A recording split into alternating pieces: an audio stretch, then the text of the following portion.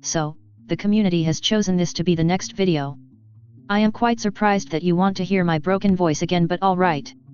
Speaking of broken, let's talk about the very strange world of power scaling sci-fi, specifically these two verses.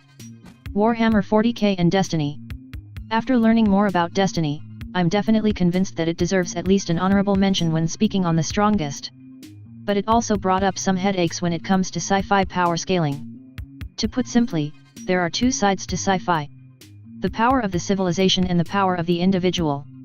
This is where my frustrations come in. Let's look at the Hive civilization from Destiny as described by the Book of Sorrow. They defeated a civilization named the Ecumene. According to fans of Destiny and the quote Masters of Matter and Physical Law, the Ecumene can be equals to Halo's Forerunners. Oh, and add the fact that the Hive are intergalactic. Based on this, the Hive alone at full power could have the ability to solo the modern Warhammer galaxy. Aside from War in Heaven Eldar and United Necrons, they have no equal. However, this doesn't mean they solo the verse of Warhammer. You see, we have the Chaos Gods and similar beings of the Warp. Yes, if the Hive conquer the galaxy or destroy all life there, then the Chaos Gods wouldn't be able to manifest into the world. But that doesn't mean they defeated the Chaos Gods, just shut the door on them. If Webcam Parrot's video on the Warp's size is to be believed, then the Chaos Gods easily outscales the entirety of Destiny, for the most part. So case closed, right? Warhammer 40k beats Destiny. Well, no. It doesn't seem fair to Destiny to say that, when only a handful of characters solo them while everyone else gets soloed by a single faction from the other side. This is why it's a bit complicated to properly rate some sci-fi verses who are wildly different in scale depending on how you view it. Halo is similar but in reverse. Majority of the verse is not that powerful and the individuals are nothing special. In the grand scheme of fiction anyway. But when you dig into how busted the Forerunners are and how crazy the Flood can get, it gets muddy. The Forerunners and Flood have a good chance of beating the modern Warhammer galaxy by themselves. However, every other faction in Halo have no chance of doing so. Maybe they could survive, but they are not soloing the galaxy. Especially not War in Heaven Necrons or Eldar. Now, I know you wouldn't say that Halo is one of the strongest verses in fiction. But what am I supposed to do with this info? When the majority of Warhammer 40k can lose to a faction of Halo of all things, then does it deserve to be among the strongest? Just because they have a handful of outerversal characters, does that mean they deserve the placement? If so, does Halo and Destiny deserve a spot for being able to solo most of it?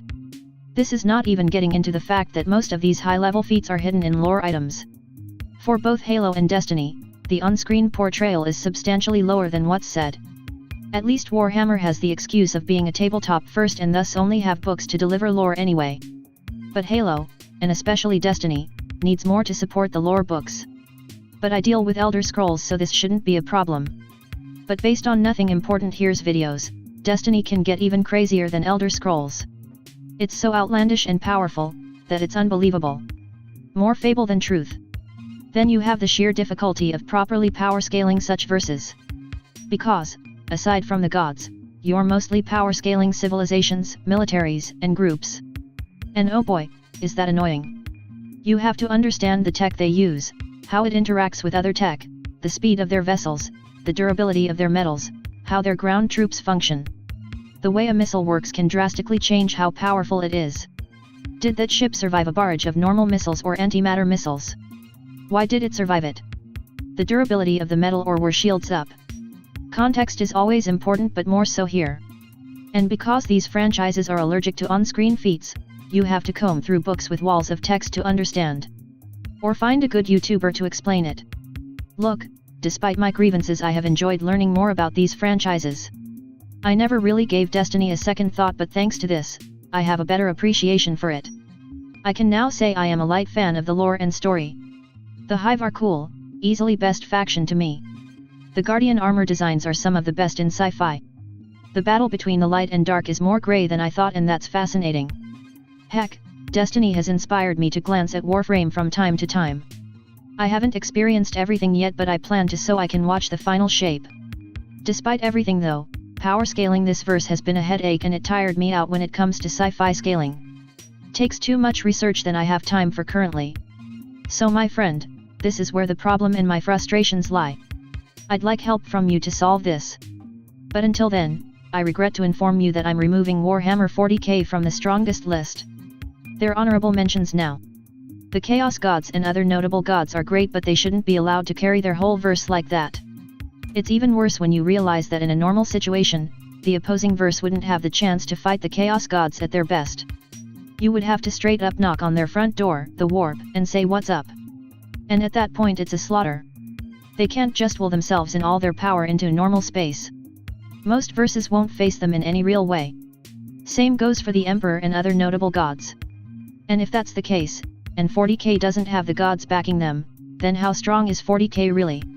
When placed up against things like Destiny, or God forbid the Zeali sequence, they don't quite make it.